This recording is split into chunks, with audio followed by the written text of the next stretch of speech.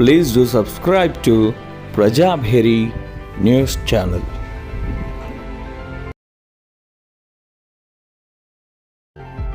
Please do subscribe to Prajabheri News Channel.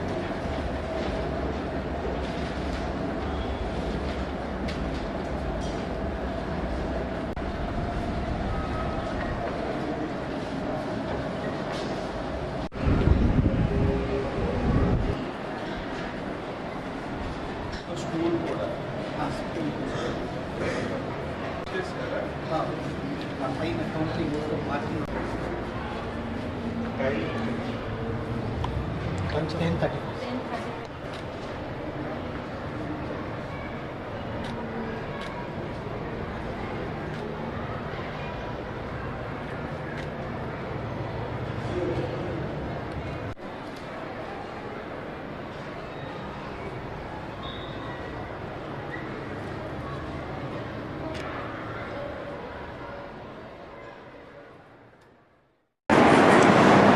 Media మిత్రులందరికీ నమస్కారం.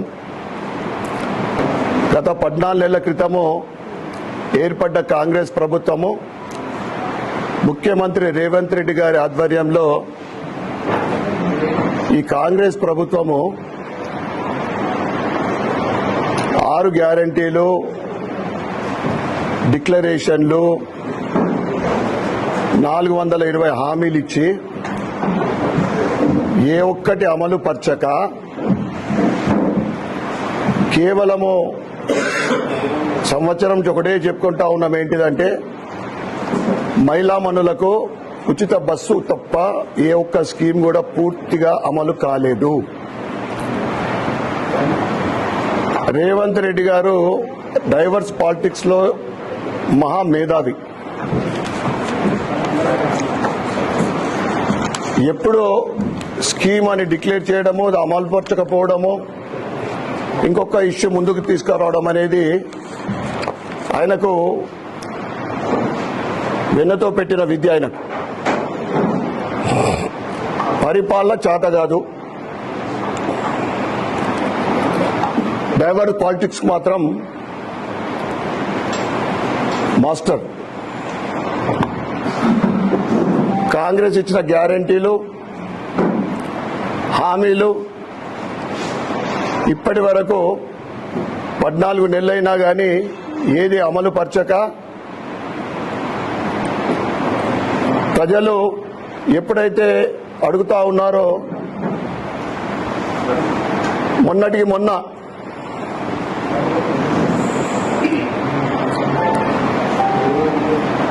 ఈ ఇందిరమ్మ ఇండ్లని, రేషన్ కార్డులు ముందు సంక్రాంతి అని చెప్పి, ఆ తర్వాత 26 జనవరి తెల్లారి నుంచి మొదలు పెట్టమని చెప్పి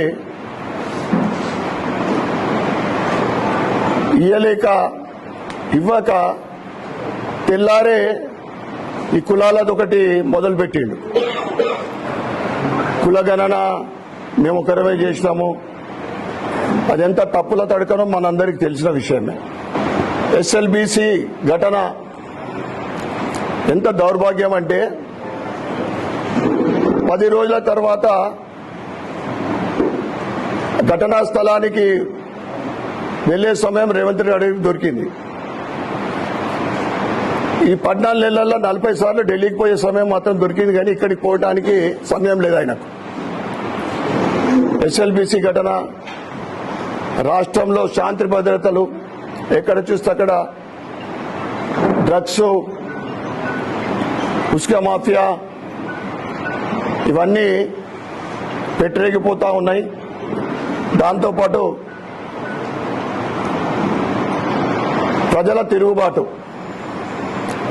ఓటు రూపకంగా ఏ ఎలక్షన్ వచ్చినా ఎక్కడ జరిగినా కానీ కాంగ్రెస్ కు బుద్ధి చెప్తా ఉన్నారు. దేశవ్యాప్తంగా భారతీయ జనతా పార్టీ హవా నడుస్తూ ఉంది, ఎదుగుతా ఉంది. దానికి తెలంగాణ ఏమి అతీతం కాదు. తెలంగాణలో కూడా ప్రజలు భారతీయ జనతా పార్టీ ప్రభుత్వాన్ని, డబుల్ ఇంజన్ సర్కార్ని, తెలంగాణ అభివృద్ధి కావాలంటే బీజేపీ రావాలని కోరుకుంటా ఉన్నారు.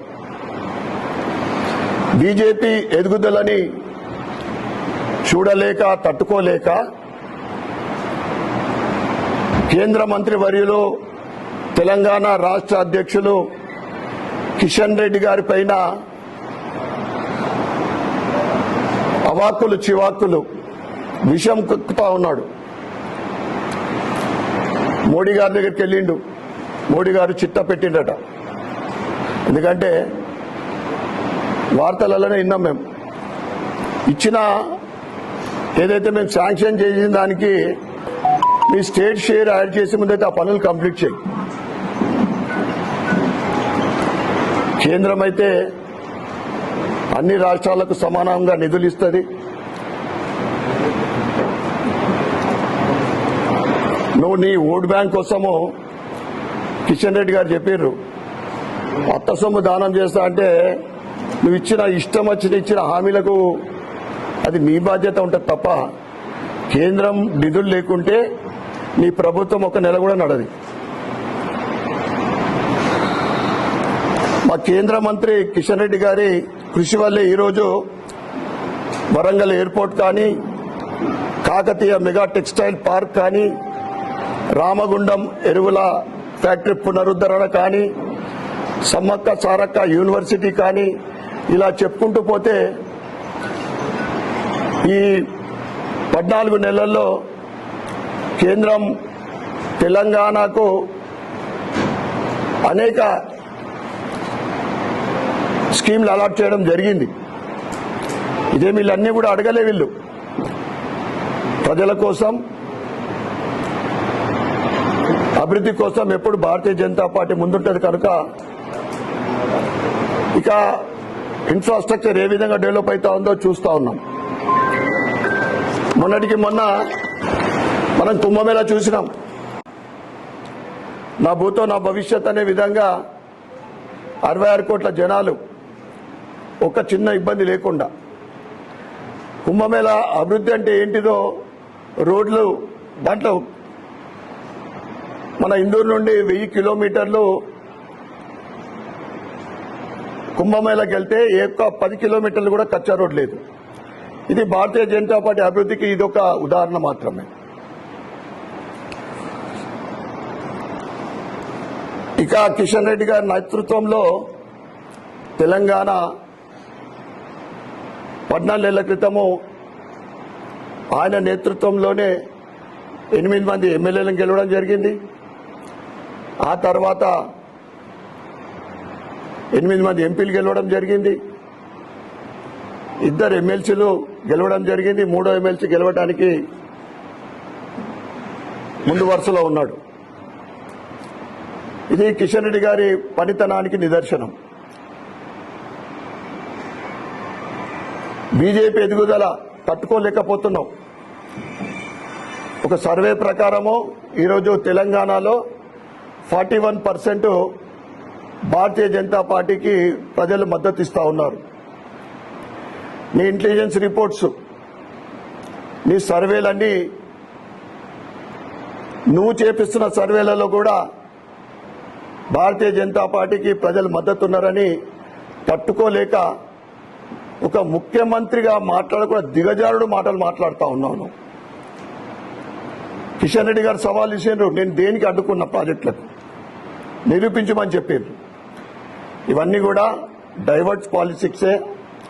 ఎందుకంటే నువ్వు ఇచ్చిన గ్యారంటీలలో ప్రతి మహిళకు 2,500 ఇవ్వలేకపోతేవి, 2,000 పెన్షన్ 4,000 లేకపోయా, తులం బంగారం లేకపోయా, రైతు రుణమాఫీ పూర్తిగా కాలేదు, రైతు భరోసా అరకొర కేటాయింపైంది, నువ్వు యువకులకు ఇస్తాన్న జాబ్ క్యాలెండర్ 2 లక్షల ఉద్యోగాలు లేకపోయా, నిరుద్యోగ భృతి లేకపోయా, ఎస్సీ ఎస్టీలకు మీరు ఎస్సీలకు ఇస్తాన్న 12 లక్షల అది భరోసా,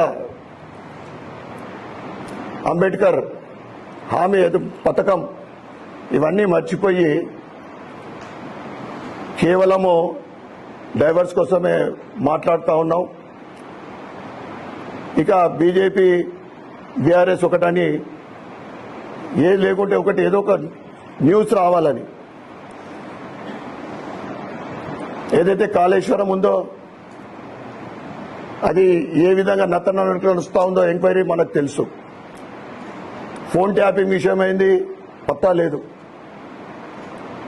గుర్లా స్కాము, అన్ని స్కామ్లు చెప్పడం జరుగుతుంది కానీ ఎటువంటి చర్యలు లేవు. దీన్ని బట్టే ఏమర్థమవుతుందంటే కాంగ్రెస్ బీఆర్ఎస్ ఒకటే. ఓటుకు నోటు ఎవరో మీ అందరికీ తెలిసిన విషయమే. ఇప్పటి వరకు పార్టీలు మారి, అనేక పార్టీలు మారి ముఖ్యమంత్రి అయినావు. కిషన్ రెడ్డి గారు 40 సంవత్సరాలు తన రాజకీయ జీవితంలో ఒకటే కమిట్మెంట్. కేంద్రంలో 2 ఎంపీలున్నా కానీ, అధికారం లేకున్నా కానీ ఒక కమిట్మెంట్ తోటి పనిచేస్తున్న కార్యకర్తలు అంటే భారతీయ జనతా పార్టీ కార్యకర్తలు.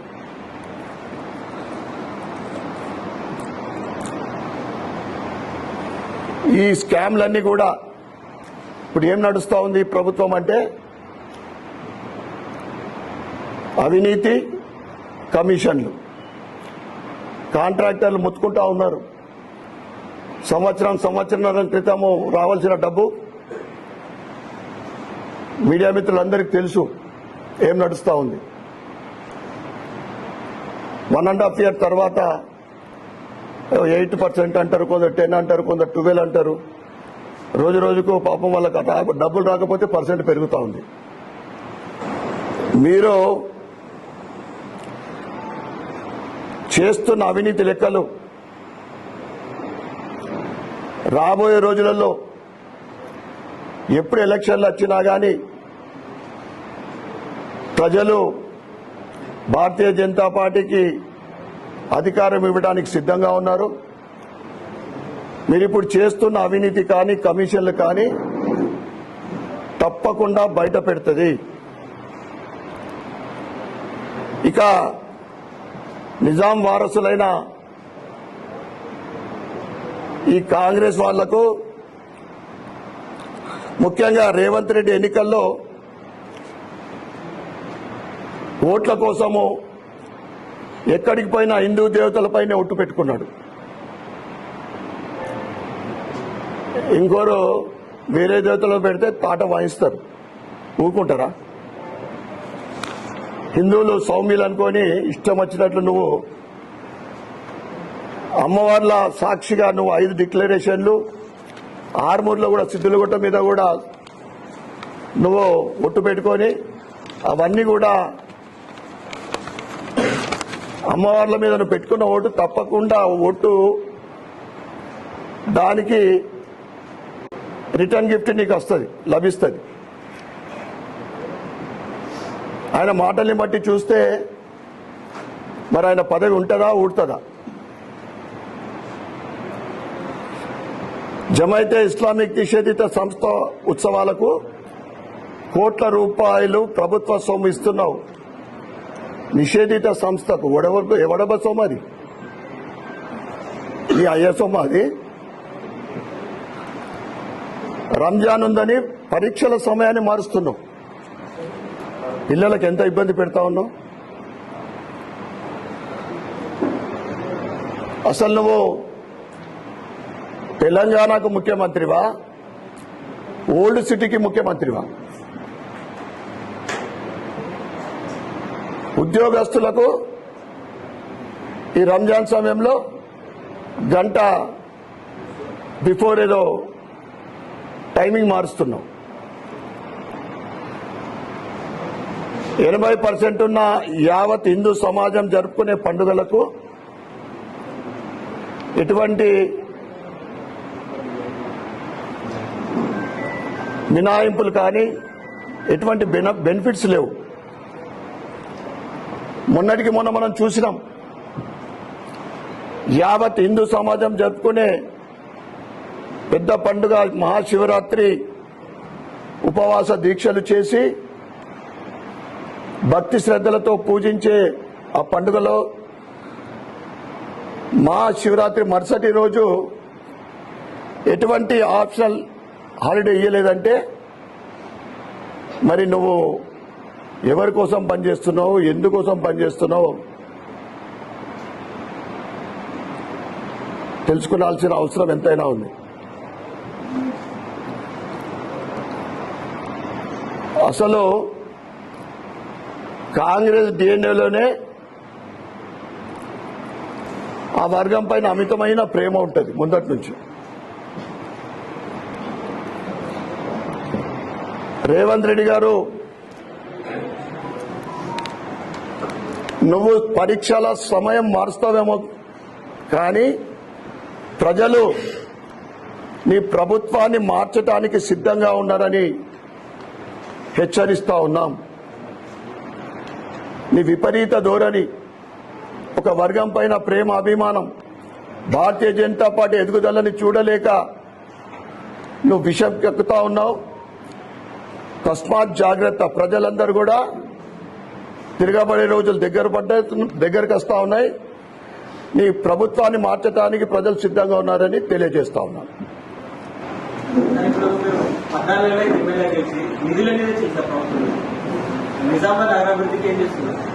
చెప్పుకుంటే సిగ్గిపోతుంది. ఒక్క రూపాయి గత ప్రభుత్వం అంటే బీఆర్ఎస్ గురించి గొప్పగాని కాదు, శాంక్షన్ అయిన 350 కోట్లు ఉమ్మడి నిజామాబాద్ జిల్లాలో స్పెషల్ ఫండ్ శాంక్షన్ అయింది ఉండే. టఫ్ఐటీస్ ఫండ్ మున్సిపల్ ద్వారా 60 కోట్ల శాంక్షన్ అయింది ఉండే. ఆపేసిన ప్రభుత్వము కాంగ్రెస్ ఇచ్చుడు కాదు, ఉన్నాయి ఆపేసుడే. నేను అనుకుంటా, మీడియా మిత్రులకు నేను అడుగుతున్నా, మొట్టమొదటి ప్రభుత్వం అనుకుంటా, సంవత్సరం గడిచిపోయింది, 14 నెలలు గడిచిపోతా ఉంది. సిడిపి కాన్స్టిట్యూషన్ డెవలప్మెంట్ ఫండ్ అంటే ఎమ్మెల్యే ఫండ్ ఇయ్యలేని దౌర్భాగ్యపు ప్రభుత్వం ఇదొక్కటే అనుకుంటా. కనీసం పేదవాళ్ళు లేకుంటే గల్లీలకి వెళ్ళొచ్చి కమ్యూనిటీ హాల్ గురించో లేకుంటే దేని గురించో అడిగితే ఏమి ఇచ్చే పరిస్థితి లేదు. అడుగుతా ఉన్నాం, ఏమిస్తుంది? 7 లక్షల కోట్ల అప్పని ఎన్నికల ప్రచారంలో ఈ బీఆర్ఎస్ ప్రభుత్వం 7 లక్షల కోట్ల అప్పు చేసింది. మా ప్రభుత్వం వస్తే 1 రూపాయి అప్పు లేకుండా మేము అప్పులు తీర్చడానికి ప్రయత్నిస్తామని చెప్పి 1 సంవత్సర కాలం పూర్తి కాలం చేసుకున్న ఆ కాంగ్రెస్ 1,30,000 కోట్ల కొత్త అప్పు చేసింది.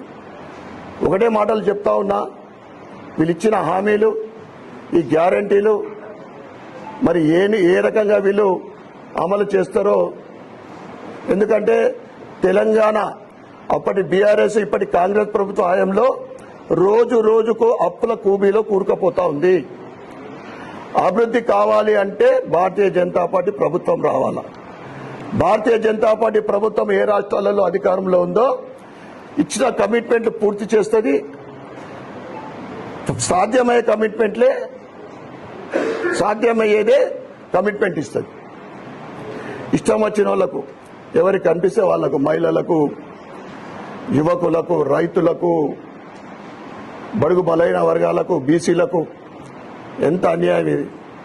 బీసీ కులగణనను పెట్టి బీసీలకు అన్యాయం 10% తగ్గించేసింది. బీసీలకు ముందు నుంచి ఆయనకు బీసీలు అంటే కక్షనే. ప్రతి సంవత్సరం 20,000 కోట్లు బీసీల గురించి కేటాయిస్తా అని చెప్పి మొదటి సంవత్సరం బడ్జెట్లో 12,000 కోట్లు కేటాయిస్తే 3,000 కోట్లు ఖర్చు పెట్టింది. తప్పకుండా నేను రాష్ట్ర ప్రభుత్వాన్ని మేము ఒక సంవత్సరం మొత్తము అడిగినాం, ఇవ్వకుంటే అసెంబ్లీలో కూడా నిలదీస్తాం. మేము అవసరం అనుకుంటే ప్రజల కోసం, నా నియోజకవర్గ అభివృద్ధి కోసం మేమందరం కలిసి ధర్నా చేస్తాము, ప్రభుత్వాన్ని నిలదీస్తాం. తర్వాత ఏదైతే మా స్మార్ట్ సిటీ స్కీమ్ ఉందో, కేంద్రం నుంచి స్మార్ట్ సిటీ లేకుంటే ఈక్వల్ టు స్మార్ట్ సిటీ తప్పకుండా ఆ స్కీమ్ని తీసుకొచ్చే ప్రయత్నం మా ఎంపీ గారి సహకారంతో ఆయన ఆధ్వర్యంలో తీసుకొస్తాం. అప్పుడు ఆటోమేటికల్గా సంవత్సరానికి 100 కోట్ల అభివృద్ధి కోసం నిధులు వస్తాయి.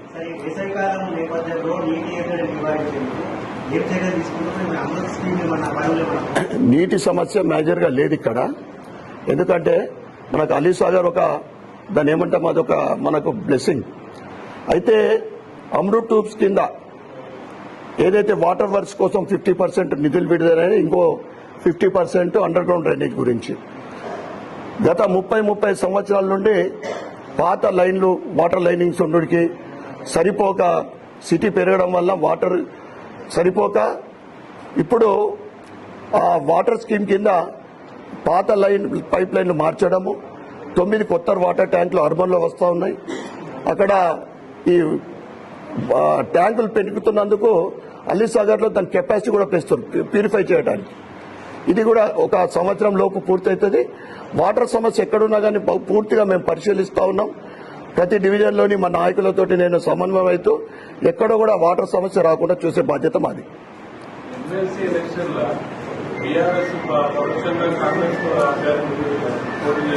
ఇప్పుడే చెప్పినా కదా, కాంగ్రెస్ బీఆర్ఎస్ ఒకటే. ఇదంతా లోపాయకరితనం. అందుకోసమే అభ్యర్థిని నిలబెట్టలేదు. ఇదొక ప్రభుత్వానికి మా మల్క కొమరయ్య గారి విజయం చెంపపెట్టు. నా భూతో నా భవిష్యత్, వారి అహంకారానికి ఇదొక గుణపాఠం అని చెప్తాం. గ్రాడ్యుయేట్స్ గెలుస్తారు, తప్పకుండా అవకాశాలు ఉన్నాయి. ఎందుకంటే మొదటి ప్రాధాన్యతలో మెజార్టీ ఉంది. చాలా మంది ఈరోజు భారతీయ అభిమానులు పెరుగుతూ ఉన్నారు, బీజేపీ అభిమానులు. రెండో ప్రాధాన్యతతోటి మా అభ్యర్థి గెలవడానికి పూర్తి అవకాశాలు ఉన్నాయి. దీనికి ఈ రిజల్ట్స్ అర్థమవుతున్నాయి కదా. ఇప్పుడు మన టీచర్స్ ఎమ్మెల్సీ జరిగినాయి 43 నియోజకవర్గాలు. అవి 8 మంది ఎంపీలు గెలిచింది, 54 నియోజకవర్గాలు. అక్కడ భారతీయ జనతా పార్టీ జెండా ఎగిరేస్తున్నదంటే ఇక కాంగ్రెస్ పని వాళ్ళ స్థితి ఎట్లా ఉందో అర్థమవుతా ఉంది. Thank you.